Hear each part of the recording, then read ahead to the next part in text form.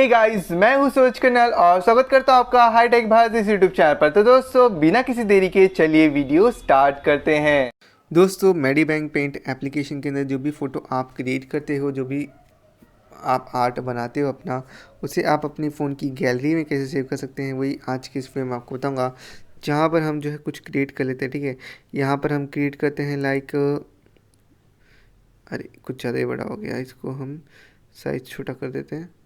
अब ठीक है, नहीं और छोटा करते हैं, ठीक है अब सही है। तो अब यहाँ पर हम खुद का नाम लिखते हैं SURAJ,